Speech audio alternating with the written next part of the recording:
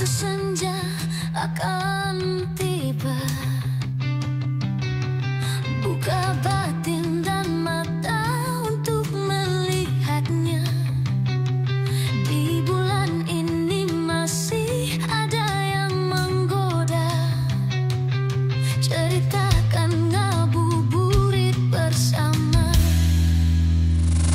Teman cerita di bulan puasa.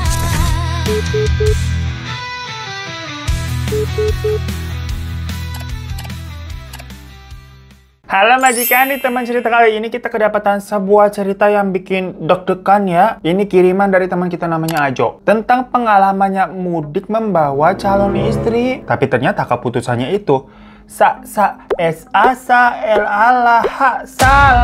Kejadiannya mah udah lama, tahun 2004, bulan November, geng. Sudah pada lahir belum lu? Yang waktu itu kan ceritanya ini mau lebaran. Namun sebenarnya Ajo ini bukan muslim, tapi kakek neneknya muslim. Lah jadi ceritanya cukup kompleks, pas kita baca juga awalnya kagak ngerti gitu. Intinya ternyata kakek neneknya ini yang dari keluarga ayahnya ya itu kan tadi muslim, tapi ayahnya memang pindah agama sewaktu menikah. Ya cuma memang biasanya keluarganya Ajo ini biasa tuh pulang kampung seperti orang kebanyakan di momen lebaran walaupun tidak ikut merayakan. Tapi kan keluarga besar di sana pada lebaran juga jatuhnya lah. Bingung kan lu?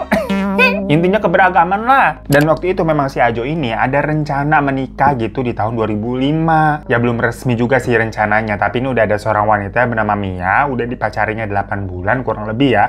Ngerasa mantep, mau dikenalin sama keluarga besar. Mia sendiri kan kagak lebaran ya, jadinya mah dia bisa aja ikut ke Semarang begitu. Kalau di lebaran kan pasti diomelin sama orang tuanya. Bukannya lebaran sama keluarga dulu, lu sama calon suami jadi suami aja belum. Lah kenapa jadi kita ngatur-ngatur? Dan kata si Ajo ini Semarangnya juga Semarang kota. Jadi jatuhnya mah dihitung-hitung sekalian liburan kali ya. Ya udah singkat cerita aja nih, mereka pergi kan tuh. Si Ajo, ayah ibunya sama si Mia. Ajo ini sebenarnya 3 bersaudara. Dia tuh anak bontot, punya kakak-kakak, tapi kakaknya katanya pada nyusul. Soalnya Ajo kesananya juga naik mobil gitu kan, kagak muat kalau semua jadi angkut. Pokoknya dari Jakarta tuh ya, selama perjalanan Ajo terus nyetir kagak gantian. Macet-macetan waktu itu namanya juga suasana lebaran kan. Mereka ini berangkatnya padahal H+2 gengs, tapi jalanan tuh tetap masih rame. Sampai kurang lebih 10 jam perjalanan katanya tuh. Akhirnya mereka sampai ke Semarang. Harusnya sih normalnya kata Ajo tuh 6 jaman. Cuma ya ini rekor memang sampai 10 jam. Tepos-tepos deh tuh pantat ya. Berangkat jam 7 pagi, sampai sana sekitar jam 5 sore lah mau maghrib. Tapi pas menuju ke rumah kakek nenek nih, itu memang melewati sebuah lampu merah di daerah Simpang Kalibanteng namanya. Tuh di mana ditulisnya begitu. Ya pokoknya karena keadaan cukup ramai ya kala itu jam 5 sore dan lampu merahnya di sana juga terbilang lama banget. Tiba-tiba ada orang yang gedor-gedor kaca mobil di sebelah Mia. Jadi posisinya kan Ajo lagi nyetir, sebelahnya si Mia, belakangnya orang tuanya Ajo kan. Nah di kaca samping kiri yang di sebelah Mia ada yang gedor-gedor. Kayak ibu-ibu parubaya gitu yang kelihatannya berantakan macam kayak gelandangan, ngomongnya ngaleni. Ya satu mobil tuh di dalam kaget ya, digedor gitu kacanya. Kalau kata Ajo yang orang Semarang itu bilang ngaleni artinya adalah pulang. Tapi kan maksudnya nggak ngerti ya, kenapa pulang gimana? Ini lagi pulang mau ke rumah kakek nenek emang. Mereka mikirnya itu orang gila aja kali, namanya di lampu merah dan nggak lama memang lampunya berubah hijau tuh. Ya udah si Ajo tancap gas. Orang tuanya Ajo di belakangnya juga sampai shock gitulah, digebrak-gebrak mobilnya. Dari situ nggak jauh mereka sampai lah nih ke rumah kakek neneknya Ajo yang memang benar-benar ada di pusat kota itu rumahnya memang. Dan di sana selain kakek sama nenek juga tinggal om sama tantenya Ajo. Pokoknya dalam satu rumah ini ada 2 keluarga lah. Perkara rumahnya memang juga cukup besar. Karena ini nenek sama kakeknya adalah dari pihak ayahnya si Ajo, berarti om tantenya yang tinggal di sana itu adalah adik-adiknya ayahnya Ajo karena ayahnya Ajo ini yang paling tua. Ya untuk Ajo sendiri mah udah biasa ke sana geng, setiap tahun juga biasa nganterin orang tuanya tuh pulang kampung istilahnya. Bukan sesuatu hal yang baru. Yang baru kala itu adalah si Ajo nih bawa Mia nih calon istri. Dan awalnya keluarga besar di sana dengan hangat menyambut Mia. Sebelumnya juga dari Jakarta orang tuanya Ajo ya udah ngabarin ya kalau nih Ajo mau ngenalin Mia gitu loh, mau dibawa. Mia sendiri juga orang Jawa Tengah gengs, tapi dari Magelang. Nggak jauh lah ya dari Semarang ya. Ya udah hari itu karena capek kan gitu ya, 10 jam di jalan aja gila begitu. Mereka istirahat aja. Nah di rumah kakek neneknya itu ada semacam kayak gudang khusus yang isinya tuh alat-alat musik Gambang Semarang namanya. Karena dulu nenek itu memang adalah pelaku seni dari Gambang Semarang yang cukup terkenal pada masanya. Ya nenek waktu itu ketemu sama kakek juga waktu lagi pentas. Jadi gudang yang dimaksud di sini tuh macam kayak sanggar kecil gitu, gengs. Bukan beber gudang yang berantakan ya, enggak. Semua barang tuh disusun rapi dan selalu dibersihkan juga. Cuma memang mereka ini nyebutnya gudang. Malam itu pokoknya baik-baik aja, nggak ada apa-apa. Dimana Mia ini tidurnya sama ada salah satu keponakannya si Ajo tuh, namanya Sylvie, pokoknya anak dari tantenya lah. Sementara Ajo ini tidurnya bertiga nih sama orang tuanya, papa mamanya di ranjang, sedangkan si Ajonya ini pakai kasur lipat. Ada kamar-kamar lain tapi kan diperuntukkan untuk nanti kakak-kakaknya Ajo datang. Ya mana besoknya nih semuanya makan-makan di luar tuh di restoran. Dan pas pulang, Ajo ceritanya cuma bertigaan nih semobil sama Mia sama Sylvie. Sedangkan orang tuanya Ajo tuh gabung sama kakek nenek sama om tantenya segala macam lah, jadi pisah-pisah mobil. Nah karena ada Sylvie nih, jadi Ajo sama Mia di mobil tuh kagak bisa mesra-mesraan berdua dong. Habisnya kan kalau bertiga yang satunya setan, ya anak setan ikut-ikut gitu kan, jadi nggak bisa mesra-mesraan. Singkat cerita, mereka juga ternyata sampai rumah duluan. Ya mungkin karena yang lain nyetirnya pelan-pelan kali ya. Namanya juga banyak orang tua kan. Si Ajo ini emang agak begajulan gitu kalau nyetir. Alhasil kondisi rumah sepi dong. Nah si Ajo nih mengaku katanya namanya cowok waktu itu ya kayak susah lah ditahan-tahan. Ngelihat situasi sepi nih, adalah tersingkap gitu pikiran yang aneh-aneh. Soalnya kan sedari kemarin di mobil ada orang tuanya. Sampai rumah juga banyak keluarga, Mia sekamarnya sama Sylvie. Terus tadi pulang di mobil tetap ada si Sylvie. Nggak ada waktu berdua sama sekali nih antara Ajo sama Mia. Nah, mumpung rumah sepi, cuma ada si Sylvie doang yang pas baru pulang juga Sylvie langsung masuk kamar. Si Ajo mencari-cari nih ruangan yang aman, di mana yang bisa buat berduaan sama si Mia. Dilihat-lihat nih kayaknya gudang aman nih. Soalnya mau di mana lagi gitu kan. Ya akhirnya tanpa pikir panjang, karena takut yang lain nanti keburu datang udah sampai rumah lagi nih, si Ajo langsung narik tuh ngajak Mia ke dalam gudang. Mia awalnya nggak mau, kayak nggak mau, akan takut ketahuan ya kalau tahu-tahu pada pulang itu kan nggak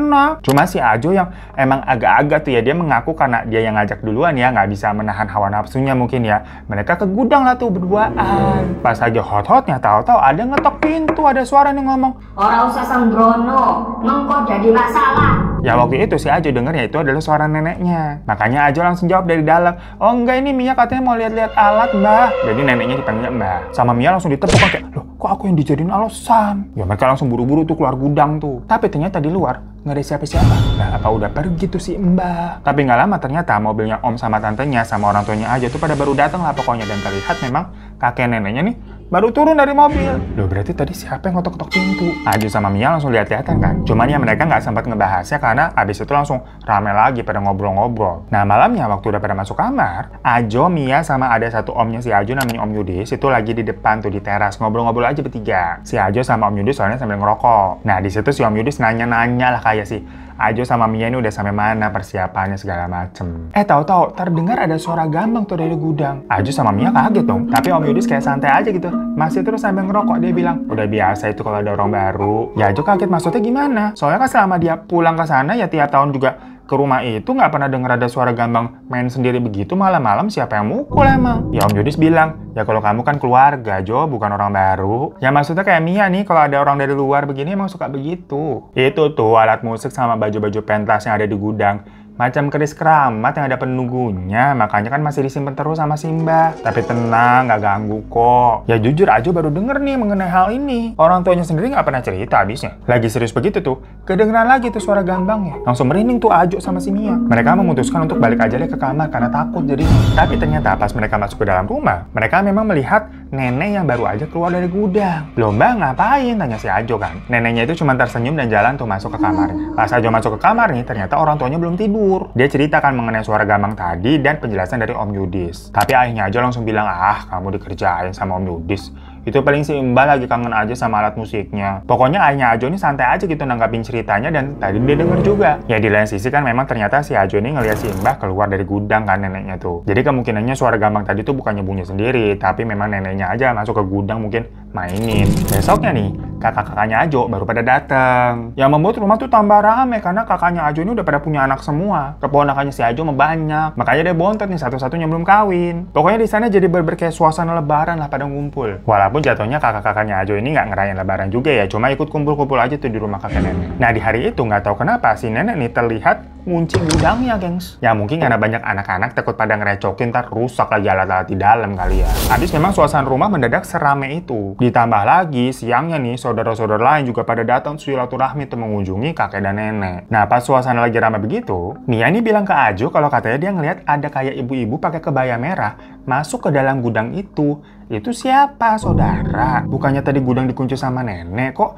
itu ibu-ibu bisa buka. Cuma Ajo nggak terlalu menghiraukan pertanyaannya Mia nih. Ya dikiranya memang saudara aja kali. Udah kan tuh, malamnya lagi, saat orang-orang udah pada di kamar masing-masing, tiba-tiba terdengar lagi tuh suara gambang. Waktu itu tapi orang tuanya Ajo posisinya udah tidur. Jadi Ajo doang tuh dengar sendirian di kamar. Dan dia berusaha positive thinking kalau yaitu mbahnya lagi tuh, neneknya lagi yang lagi bunyiin tuh di gudang. Namun besokannya, Mia nanya ke Ajo, semalam kamu dengar suara gambang lagi nggak? Ya Ajo bilang iya denger, paling nenek itu. Cuma Mia cerita kalau semalam yang dengar ternyata dia doang di dalam kamar. Kan dia sama Silvi tuh, sekamar tuh.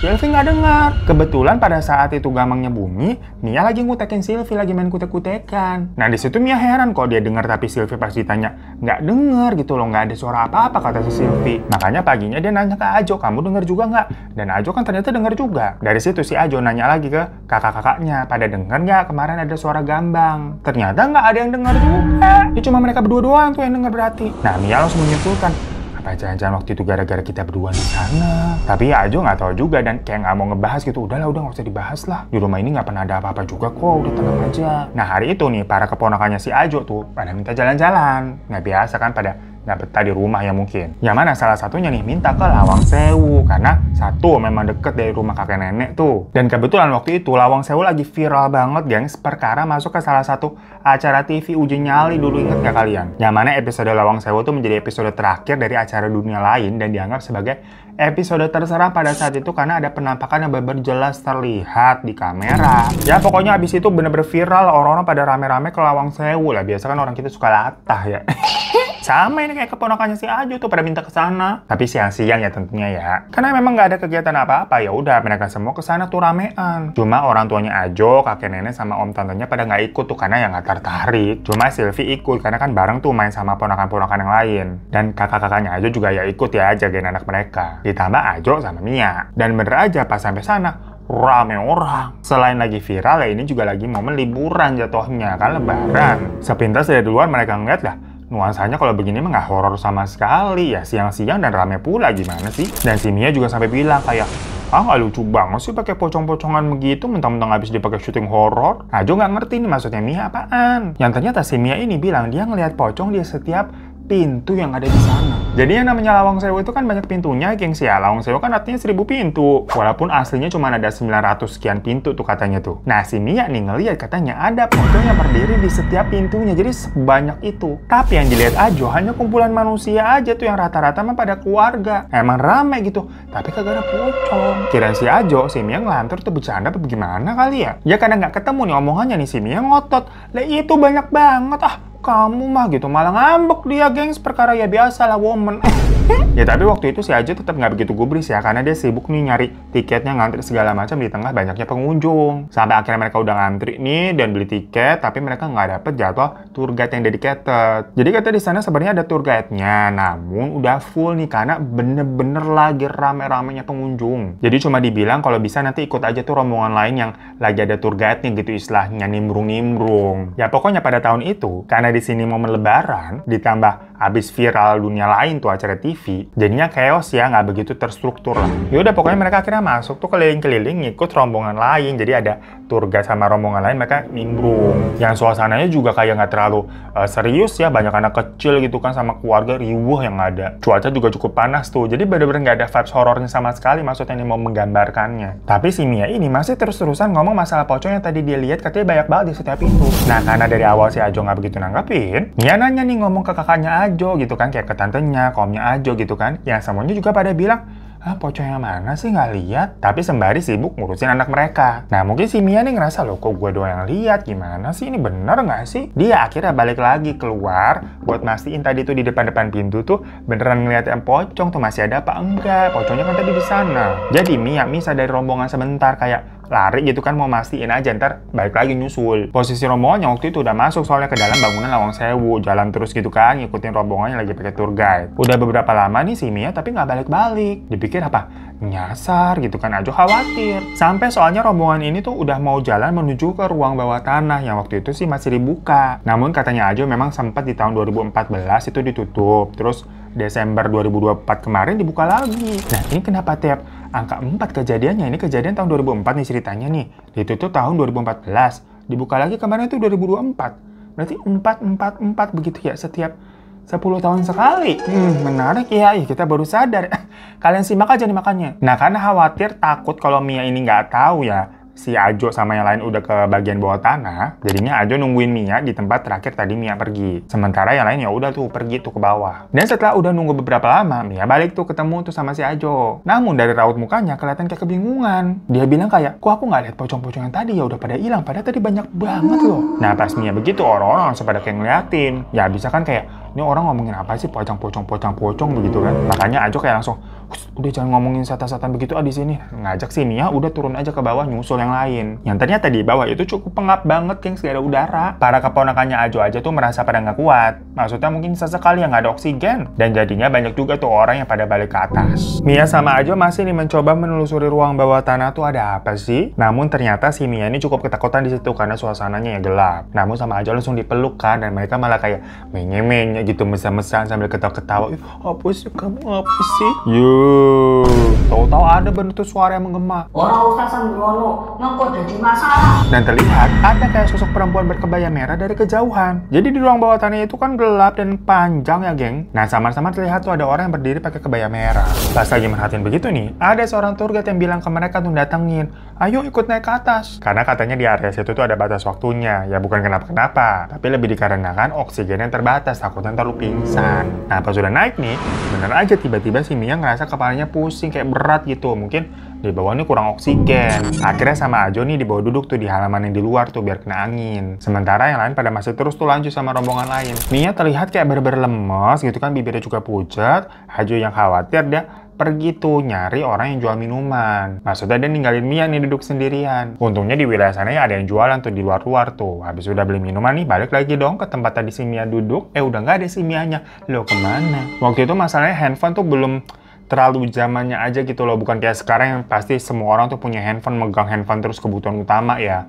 Ajo sih megang handphone punya, tapi si Mianya ini enggak. Jadi ya tetap aja berarti kagak bisa ngubungin dong. Ajo udah nyari ini kemana-mana, gak ketemu tuh. Dan nanya-nanya ke orang, pada gagal lihat. Ajo sampai nyusulin tuh keluarganya, ikut rombongan kan. Dibilang pada nggak tahu semua lah. Kan terakhir tadi sama kamu, malah digituin, gengs. Sampai tahu-tahu ada rombongan dari keluarga lain tuh yang nemuin si Mia. Tebak si Mia di mana? Di ruang bawah tanah lagi pingsan. Jadi pas pengunjung lain itu tuh ke bawah tuh ngeliat kok ada cewek tiduran. Ternyata pas dicek loh ini pingsan, langsung diangkut ke atas. Tapi nggak lama langsung sadar sih, cuma kan sempat bikin heboh. Ajo sendiri panik loh, kok Toto kamu di bawah ngapain? Tapi si Mia kayak orang linglung gitu loh, abis bangun kayak susah diajak ngomong gitu kan, kayak bingung gitu lah. Akhirnya ya udahlah, pulang yuk, pulang semuanya datu. Si Mia disuruh istirahat, tidur di kamarnya si Sylvie kan. Cuma sekeluarga langsung heboh nih, nyeritain kejadian tadi tuh ke kakek nenek, om tante, sama orang tuanya Ajo. Tiba-tiba dari gudang tuh terdengar suara gambang lagi tuh berbunyi dimainkan. Padahal semua orang nih termasuk kakek nenek lagi ngomong tuh dengerin ceritanya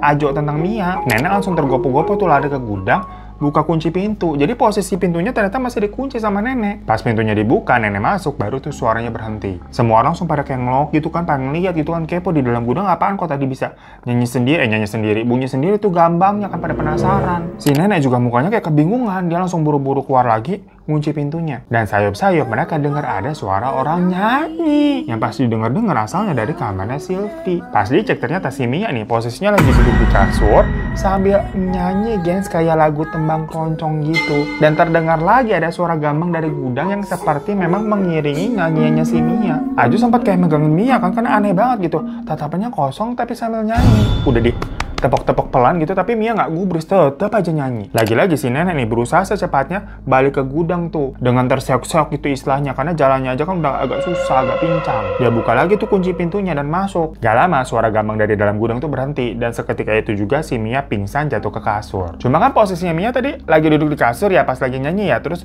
pingsan jadi badannya nekuk gitu loh, kebayang nggak? Kepala sama badannya di kasur tapi kakinya masih di lantai, jadi miring begini loh. Sama Ajo dan yang lain mau dibenerin dong posisinya, maksudnya kakinya nih mau dinaikin ke kasur juga. Cuma nggak bisa, kakinya kayak napak nempel di lantai gitu, nggak bisa diangkat. Wah, nggak benar nih kata si Om Yudis kan, karena aneh banget. Ajo pun kaget, ini Mia kenapa? Si nenek datang lagi kan tuh abis dari gudang tadi kan.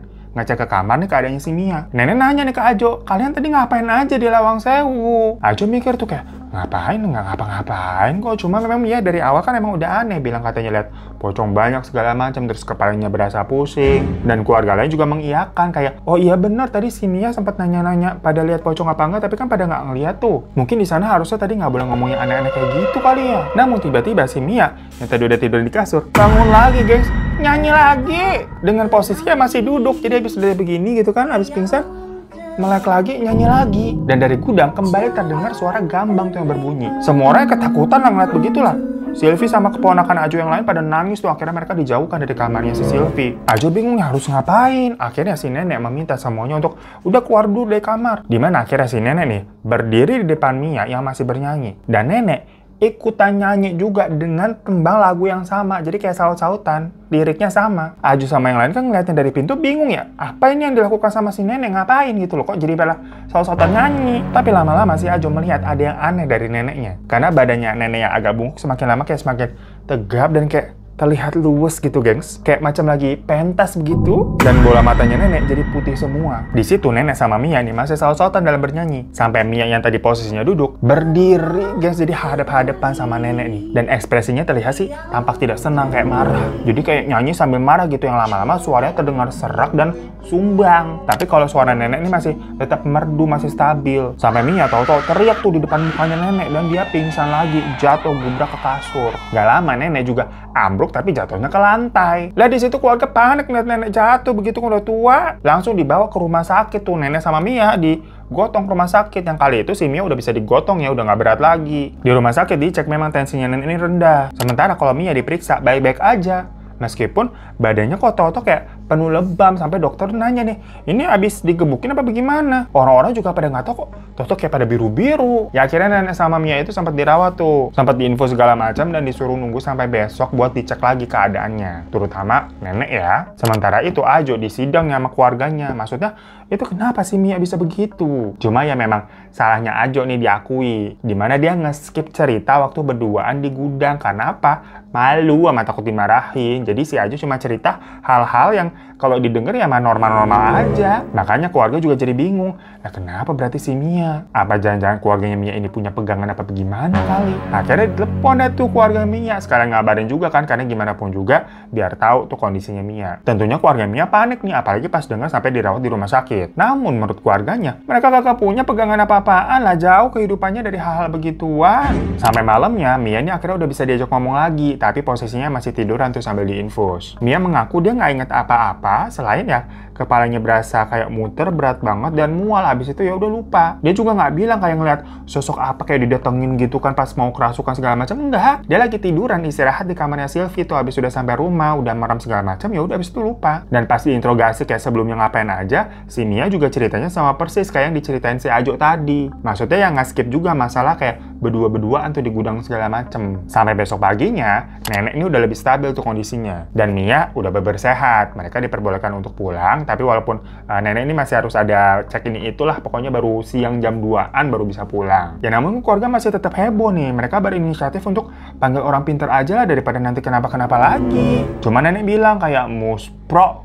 maksudnya kayak sia-sia, nggak usah gitu katanya si Ajo begitu. Yang ternyata si nenek sebetulnya udah tahu apa yang terjadi. Dimana yang merasuki Mia itu katanya adalah sosok perempuan bernama Puspa yang menghuni basement di Lawang Sewu itu, gengs. Karena Puspa ini tuh merindukan sosok laki-laki yang dulu ditawan di bawah tanah itu, gengs. Jadi waktu dia melihat Mia sama Ajo berduaan, Puspa ini kayak pengen berada di posisinya Mia. Dan semua kejadian itu karena si Mia sama Ajo berbuat hal yang kurang pantas waktu ada di bawah tanah tuh, basement tuh. Yang jadinya sosok tersebut nemplok ke Mia. Kenapa nenek bisa tahu? Karena nenek punya pegangan tuh sosok berkebaya merah yang memang menjadi penunggu gambang di gudang, namanya Nyi Tira. Jadi waktu Ajo sama Mia sempat berduaan tuh di gudang, kan sempat dengar ada suara negor. Lah itu sih Nyi Tira, ya negor lah, orang itu tempatnya dia. Cuma kalau Nyi Tira ini mah baik. Makanya besoknya si nenek nih ngunci gudang, ya maksudnya biar nggak dipakai untuk hal yang macam-macam begitu lagi. Mungkin si Nyi Tira ini kan sempat cerita, cuma nggak kenapa-napa juga nih maksudnya nih. Nah pas di Lawang Sewu, Ajo sama